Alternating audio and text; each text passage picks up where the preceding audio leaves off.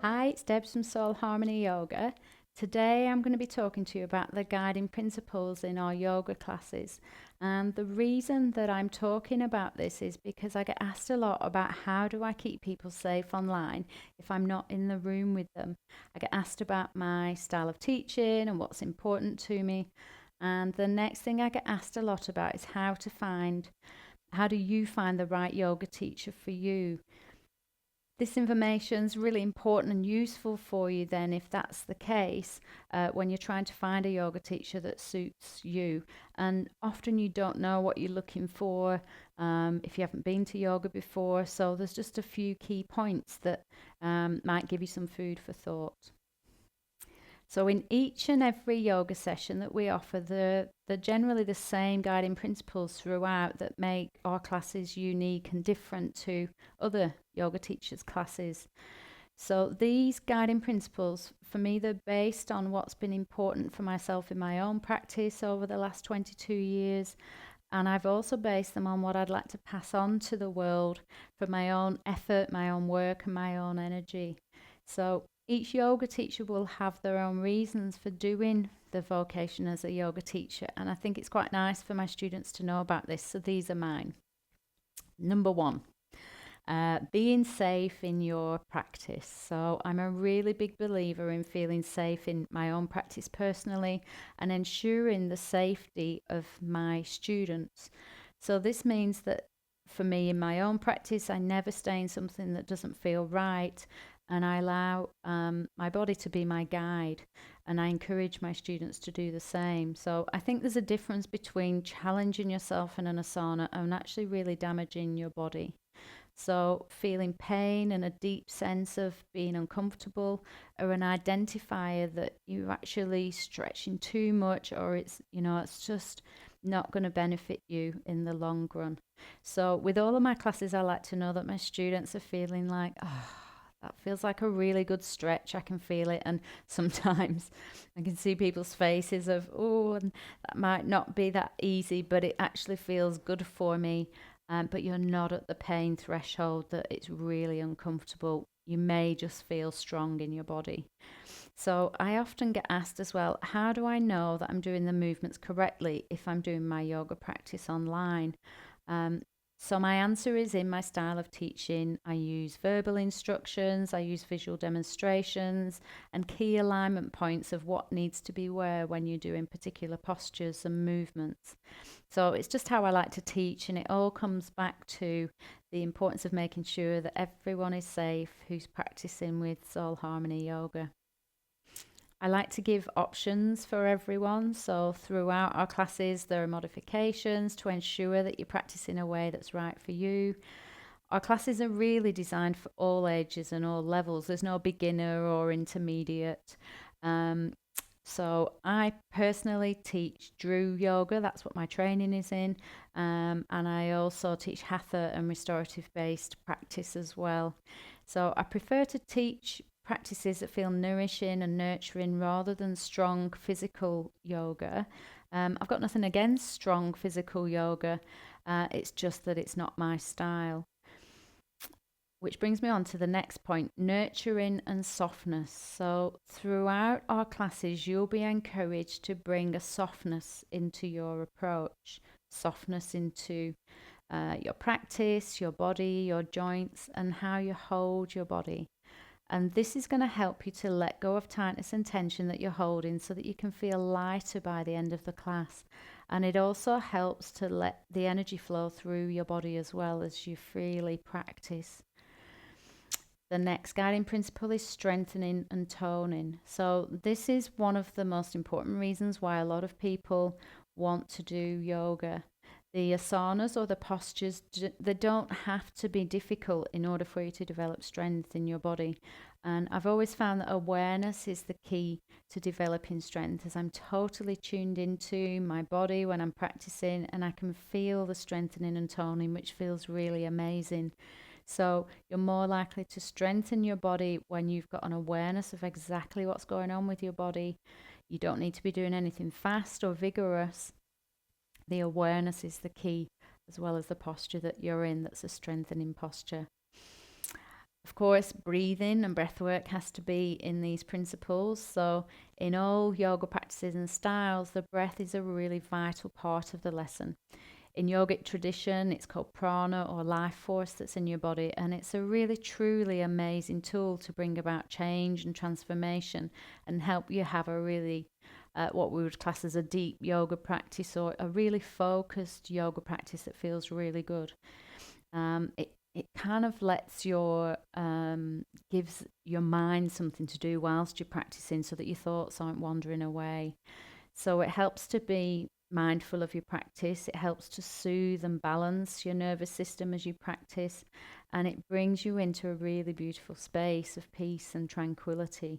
So it also works with as I said, the nervous system. And when you're working with moving and flowing your breath, then your nervous system automatically starts to calm down. So the breath actually makes your practice easier, and generally, the general rule is you use your inhalation to lift and your exhalation to relax and allow your body to lengthen. So for those that know me already, you know that relaxation is a really key factor in my classes. It's so important to do the relaxation at the end, and I say this again and again throughout my courses. So if there's one direction that I really want to take my students, it's to a place of peace and tranquility. It's really important for me and for my role in the world, I guess. It's a place that you can rest in your guided relaxation at the end of the class and be completely rejuvenated. So by the end of the class, I want you to feel open and expanded within your body and your mind, and a grounded sense of being deeply relaxed and connected. One of my other principles or things that's really important to me is giving that little bit extra. So it's just in my general nature to make sure that my students have got all that they need and more. So I do this through our extra bonus blog videos on Vimeo and YouTube, like this one that you're listening to now. We've got a couple of Facebook Live sessions a week. On Monday, I'll take you through a live yoga session, our Mindful Monday session, and then we've got a thought for the weekend session on Fridays, which is just a general something or other that I've been thinking about during the week or something that I want to pass on. And then I've also got a weekly newsletter that you can sign up for on our website that will kind of give you a summary of all of those things that have gone out and where you can find them if you missed the live sessions. So I'll add all the links in at the end of the video so you know where to get all of that. Also, in our paid memberships, I like to give as much as I can away to the annual membership. So we've got information sheets. For example, I've written a how to set up your meditation space, or I've developed a positive affirmation sheet that's got a list of affirmations about why you would do your yoga practice as a way to encourage you to get involved in your practice and make sure that you've got a regular practice and you're going to get those benefits. And we've also got an online community Facebook page for our website users. I really love this bit. It feels really good as a teacher to be able to connect with my students in so many ways. And for the yoga students, for you to connect with each other and support each other as well. So I also like to give my students a depth of understanding that goes beyond a yoga class. So often I'll write about yoga research that's going on or add some parts of that into my blogs. Personally, I like to know, why do I feel that way? How does that work? And I ask a lot of questions in my own practice. And I really like going to conferences and getting all the latest research and that kind of thing, and then sharing that out with my students. So our final guiding principle that you may want to think about is yoga and spirituality. By no means the smallest thing on the list. It kind of encompasses everything. So incorporating a spiritual intention into your yoga practice, it's a really personal thing. In a traditional yoga practice, there's the Bhagavad Gita, which is an ancient text for yoga practice, and there's many other texts which guide our spiritual journeys through our yoga practice. And there's lots of old stories that have different messages built into them that can guide you along the way, and they're really inspirational. And then for some of my students, I've taught them how to integrate their own healing practices into their own healing processes, into their own practice. So personally, I use my yoga practice to do my own healing work on myself, and I like to do it as an integrated practice. Um, Initially, I trained as an energy healer, and it's always been a really big part of my life.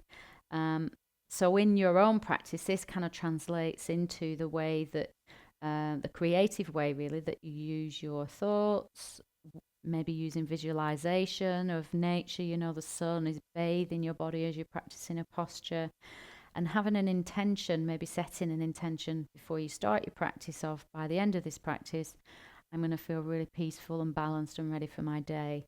So, and you can also use it as a way of connecting to a greater source, whatever that is for you. So there you go. There are guiding principles, which are part of all of our classes and teachings. If you want to try our classes, then you can head on over to our website, www.soulharmonyyoga.org, and you can sign up for the membership level that suits you. So we've got 3 levels of membership at the moment. The first one is a free level membership, which has got our short free taster classes in there. So there's yoga and meditation classes in there for you. And then we've got our annual membership that you can either pay as a one-off fee or as a quarterly payment. And I'm also looking at setting up a monthly payment fee for that as well. And that's got our full range of yoga classes, which will really help you to develop your strength and flexibility, help you combat tiredness and stress and mental agitation. And as I said before, just bring you back to your natural, peaceful, and balanced self. So I'll add the links in for our social media sites as well, so you can connect up on our Facebook Lives. And to finish, I'll quickly tell you about the offers that I've got just for the last few days of January 2017. So our annual membership is £99 for the next 6 days. I'm recording this on the 25th of January, so up until the 31st of January. The reason for this is that I'm converting to Australian dollars from the 1st of February, and the cost of as I add more and more classes, I'm going to be raising the cost. So it's about £115 pending exchange rates, but it will be in Australian dollars. So even if you're in Australia, or if you buy it before February, you'll get a better rate because of the Aussie dollar compared to the pound.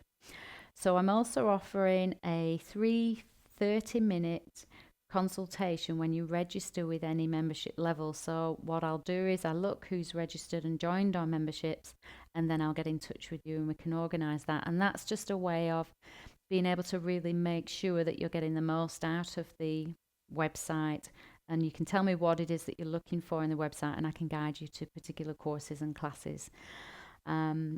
And finally, I've got a discount of 15% on my one-to-one classes. So these are done over Skype sessions. Payment needs to be made before the 31st of January and used by the second week in February. So that's it for our January offers. Thank you so much for joining me. It's so nice. I'm just loving doing all these videos and Facebook Lives, and I look forward to connecting with you very soon. Namaste.